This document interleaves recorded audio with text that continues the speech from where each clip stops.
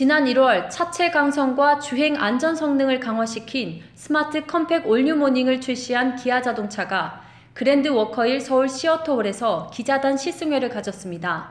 국내 영업본부장인 김창식 부사장은 올뉴모닝은 지난달 출시 이후로 꾸준한 판매 상승세를 유지하면서 대한민국 대표 경차의 저력을 보여주고 있다고 했습니다. 영업 현장에서도 상품 및 체험 관련 문의가 지속되고 있어 고객분들의 뜨거운 관심을 확인할 수 있었다고 해 지난해 쉐보레 스파크에게 빼앗긴 경차 판매 1위를 탈환할 수 있다는 강한 신념을 엿볼 수 있었습니다. 지난달 4일부터 이달 6일 누적 계약 대수는 8,925대로 하루 평균 425대나 된다고 발표했기 때문인데요. 이는 당초 기아차가 목표한 월별 판매 목표 7,000대를 크게 웃도는 수준입니다. 지난해 모닝의 판매량은 75,133대로 78,035대가 팔린 쉐보레 스파크에 밀리며 8년 만에 경차 판매 1위 자리를 내준 바 있습니다. 지난달 17일 경차의 기준이라는 캐치프레이즈와 함께 출시된 3세대 스마트 컴팩 올뉴모닝을 앞세워 경차 시장 1위 탈환에 나선 겁니다. 2004년 1세대, 2011년 2세대에 이어 2017년 3세대 스마트 컴팩 올뉴모닝 출시를 통해 안전성과 고급스러움을 한층 강화한 올뉴모닝은 20, 30대의 생애 첫차 고객과 40, 50대 세컨드카 고객까지 수요층을 확대한다는 전략입니다. 실제로 올뉴모닝은 다양한 연령대에서 고른 인기를 얻고 있는 것으로 나타났습니다. 서보원 기아자동차 국내 마케팅 실장은 올뉴모닝은 지난달 출시 이후 1개월 판매 목표치를 넘어섰다며 견고한 차체와 첨단 스마트 기술을 결합한 올뉴모닝의 첨단 기술과 합리적 가격을 고객들이 인정해준 결과라고 말했는데요. 20대 여성 고객을 사로잡은 신개념 올뉴모닝 판매 전략을 들어봤습니다. 올뉴모닝은 소비자분들께서 경차로부터 기대하시는 중요한 부분 집중적으로 강화했습니다. 무엇보다도 경차의 가장 첫 번째 되는 구매 준거인 경제성 측면에서는 연비를 15.4km로 대폭 강화를 했고, 또 가격적인 측면에서도 이전 모닝 대비 최소 5만 원에서 많게는 135만 원까지 대폭 경쟁력 있게 줄였습니다.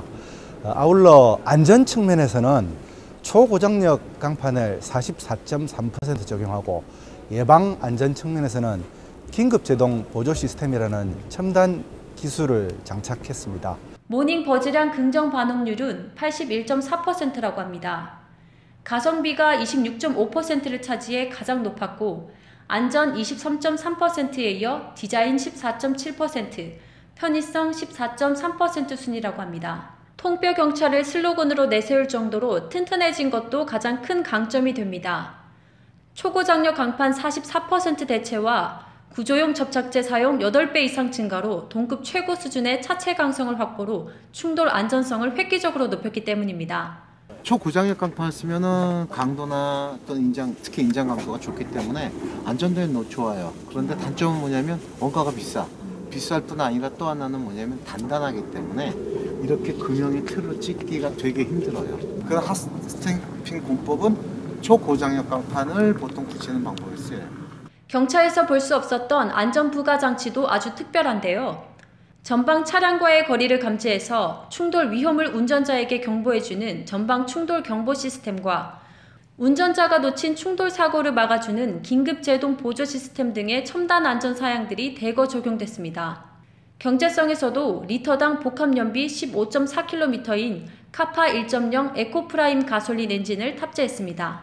또한 기존 대비 15mm 늘어난 2400mm의 휠베이스를 구현했고 기존 스마트폰 화면을 통해 이용하던 T맵을 차량의 내비게이션 화면에서 이용할 수 있도록 한 기아 T맵 서비스도 신규 탑재했습니다. 한편 올뉴모닝 TV 광고 모델 배우인 심은경, 박정민, 진경씨가 참석해 운전하면서 느낀 소감과 경험을 전하는 자리도 마련됐는데요. 평소에도 운전을 많이 하고 있다는 진경씨는 뒷좌석을 접으면 적재 공간이 넓어져서 보기보다 많은 짐을 싣고 다니기 적합하게 설계된 차임을 강조했습니다. 워커힐 호텔을 출발해 가평군 아침 고요수목원 인근 모아이 카페를 왕복한 올뉴모닝 미디어 시승회는 대덕대학교 자동차학과 한장현 교수의 드라이빙 총평으로 시작됐습니다. 감속을 안 하고 들어갔을 때 얼마나 버텨주느냐, 이 정도 보조력이면은 초보자가 타도 속도 때문에 갑자기 당황하거나 이런 일은 좀 덜하지 않을까. 전체적으로 바운싱도 경차 수준에서는 굉장히 잘 억제시켜놨다. 전체적으로 보면 여기 엔진에서 소음이 제일 많이 나는 부분인데, 많이 떤다는 얘기는 뭐냐면 여기 마운트가 되게 부드럽게 잡고 있다는 얘기지. 여기가 꽉 잡고 있으면 이렇게 진동이 없겠지. 조그만 차기 때문에 진동을 최대한 이 엔진의 진동을 차체로 전달 안 해주기 위해서 마운트 부분을 약간 부드럽게 세팅한 측면도 있어요. 그래서 차가 덜 떨리고 소음이 덜하게. 경차로서는 공간 효율도가 굉장히 높은 건 사실이야. 한두 명이 주로 타고 다니는 일반적인 차라면은 굳이 뭐 소형차까지 갈 필요는 없겠다 할 정도로 공간에 되게 많이 신경을 쓴 차예요. 애초에 초고장력 강판인데다가 이 부분의 사이에는 이 용접을 하면서 그 사이에다가 접착제를 같이 넣어서 하기 때문에 강도가 균일하게 유지돼서 충돌이라든가 극단적인 변형 상태에서 안정감을 줄 수 있어요. 맨바 쪽을 지금 핫스탬핑 공법으로 해서 제작했다는 거는 구조적으로 충분한 강도를 확보할 수 있는 걸 보여주는 하나의 특징점이라고 할 수 있어요. 완전 기본 휠이네, 스틸이. 그 다음에 그게 이제 옵션으로 14인치 알로이 휠까지가 왔다가, 그리고 나서 지금 이번에 3세대에는 진짜 괘씸하게 경차답지 않게 16인치까지 진짜 말 그대로 범핑하는 부위가 됐는데, 여기 와서는 뒤에 헤등을 범퍼에다 받고 그러면서 전체적으로 패션 감각을 높였고, 그 다음에 다시 그게 오면서 이쪽으로 오면서는 여기에 이제 소위 말해서 디퓨저 같이 공기 와류를 막아주는 디퓨저 형상까지를 붙여서 좀 더 차가 더 뭐랄까 고성능 같이 보이고 더 볼륨감 있어 보이게 스타일링도 바뀌었어요. 3세대 모델로 새롭게 탄생한 올뉴모닝은 견고한 차체에 첨단 스마트 기술이 결합된 스마트 컴팩트를 목표로 개발됐는데요. 광진구에서 가평까지 시승을 해본 결과 안전성과 실내 공간, 주행 성능, 연비 부분에서 상품성을 획기적으로 높인 것이 특징입니다. 앞으로 다양한 소비층을 충족시키며 경차 시장의 절대 강자로 자리매김하기를 기대해봅니다. 교통뉴스 박한나입니다. 우주의 행성들은 자율주행을 합니다. 운전자 없이 시속 10만 킬로미터로 달리지만 오차는 없어야 하죠. 그곳에 생명이 있으니까요.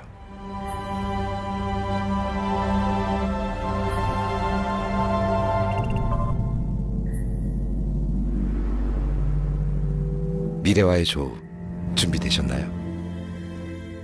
현대모비스. 급변하는 세계 변화에 대비한 한중일 해저 터널이 연결된다면 어떨까요? 동북아 대륙철도 건설을 위한 국제 세미나가 열렸다고 하는데요. 미래의 세계 가치를 공유하는 그 생생한 현장, 손영주의 앵커 출동해서 만나보시죠. 동북아 대륙철도 건설은 한중 해저 터널로 중국을 연결하고 역시 일본을 연결해 한반도를 동북아 경제권의 교통 물류 중심 기지로 육성함을 목표로 하고 있습니다. 동북아 세시대 연구회가 주최하고 사단법인 국제유라시아 철도연합, 사단법인 세시대 나라 정책연구원이 공동 주관하는 국제 세미나가 한국 프레스센터에서 개최됐는데요. 이날 세미나에는 일본 도도로키 히로시 아시아 태평양대학 교수와 중국 한건영 중방집단회장, 그리고 한국교통학회의 최기주 교수, 한국철도학회 박용걸 교수 등 각 분야 전문가와 동북아 대륙철도 건설에 대한 정치적 관점의 연구를 해왔다고 밝힌 늘푸른 한국당 이재우 대표가 참석했습니다. 이날 동북아 세시대 연구회 강승필 공동대표는 개회사에서 대륙철도 건설을 위한 이번 국제 세미나는 한중일 해저 터널을 통한 대륙 간 연계라는 주제로 동북아를 하나의 대륙으로 연결해 각국의 협력과 이해를 함께하고 미래 세대의 가치와 핵심 성장 동력을 창출하자는데 그 의미가 있다고 밝혔습니다. 우선 이 국제 세미나 연 목적은 한중일을 해저 터널을 통해서 연결을 해서 하나의 대륙으로 만들자는 것이 오랫동안 여기저기 얘기가 있었는데 그걸 종합적으로 얘기하는 그런 기회가 모자랐어요. 그래서 중국과 일본의 이 책임 있는 전문가들을 모시고 그동안 나왔던 여러 계획들을 한번 집대성에서 검토해보고자 하는데 의미가 있다고 저는 봅니다. 오늘의 성과는 우선 이것에 대한 필요성에 대해서 많은 분들이 인정을 해주셨고, 새로운 정치권에서 동북아의 경제 번영, 또 경제 공동체, 또 한반도의 당면 문제 해결을 하고 또 어떤 갈등 문제를, 국제 갈등을 풀어낼 수 있는 그런 좋은 어떤 정책 수단으로 발전시켜줬으면 하는 그런 여망을 한번 보여주었다 하는 이런 생각이 듭니다. 동북아 새시대 연구회 강영선 공동대표 역시 한중일 해저터널 건설은 동북아의 공동경제 번영을 추구하며 한국이 21세기 동북아 새시대의 주역이 되는 세계사적 사업이 될 것이라고 밝혔는데요. 특히 동북아 대륙철도는 동북아의 긴장 완화 및 평화에 기여하고 약 280조 원의 투자로 인한 경제 파급 효과도 매우 클 것으로 기대된다고 말했습니다. 이날 토론회에서는 강승필 교수를 좌장으로 토론이 진행됐는데요. 먼저 우송대학교 이용상 교수의 주제 발표가 있었습니다. 이용상 교수는 동북아 연결 철도 인프라의 필요성을 제시하며 구체적인 해저터널 계획안에 대해 언급했습니다. 동북아 철도 인프라 연결은 한일 한중 해저터널에 대한 논의를 했습니다. 사실 그동안 남북 철도 문제, 한일 해저터널 문제, 한중 터널이 각각 논의를 했었는데 이번에는 이 세 가지를 묶어가지고 한반도를 중심으로 한 철도망 연결에 대한 구체적인 논의가 있었고요. 경제적인 문제 사실 우려가 됩니다만은 오늘 굉장히 다양한 의견이 제시돼서 비용을 절감할 수 있는 방안이라든가 3국 간의 앞으로의 공동 협력 방안들이 어느 세미나보다도 구체적으로 논의됐다는 것에 큰 의의가 있을 것 같습니다. 그래서 향후에 이러한 논의들이 좀 지속적으로 돼서 우리나라 철도, 국내 철도 인프라뿐만이 아니라 국제 철도 인프라에 큰 기여가 되기를 기대합니다.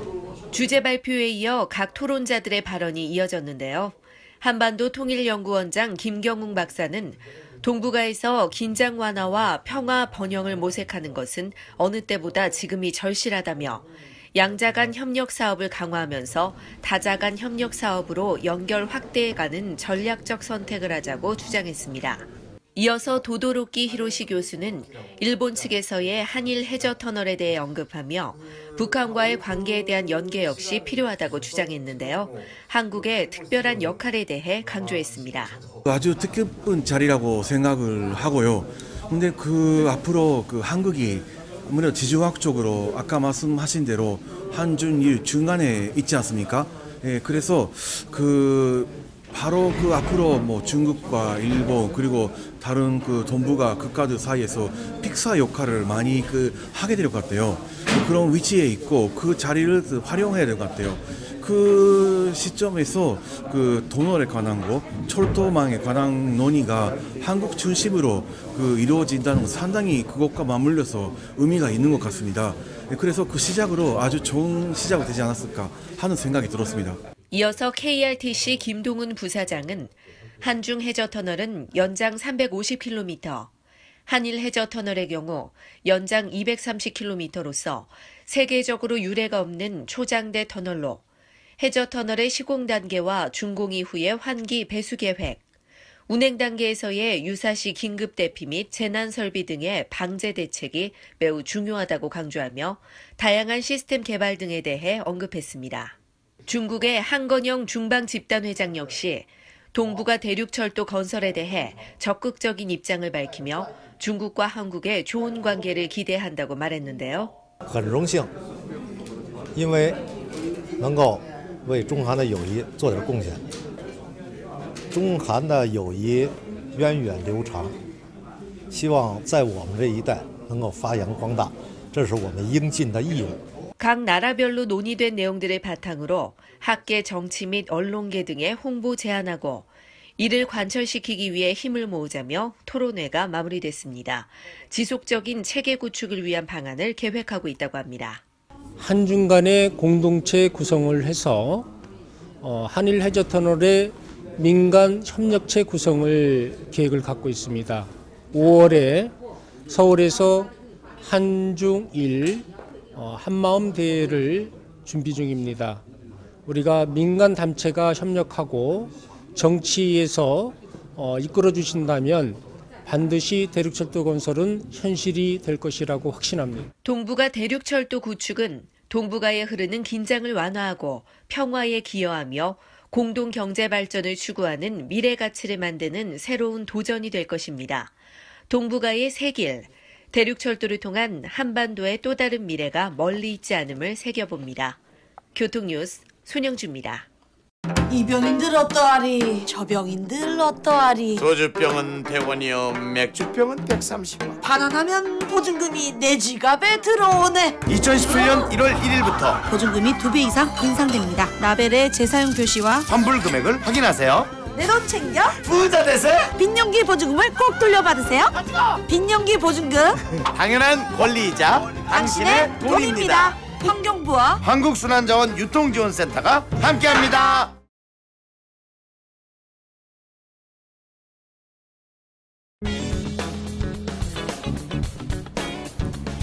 교통뉴스 2월 셋째 주 퀴즈입니다. 주간뉴스 269회에서 제3세대 스마트 컴팩 올 뉴모닝에 적용된 초고장력 간판 사이에 접착제를 넣어 용접을 하는 신공법의 이름은 무엇인가요? 정답 아시는 분은 카티비뉴스.com 퀴즈 메뉴에 올려주시기 바랍니다. 당첨 시청자께는 카렉스 자동차 케미컬 세트 상품을 보내드립니다. 이번 주 당첨은 경기도 남양주시 김도연 씨입니다. 시청자 여러분의 많은 참여 부탁드립니다.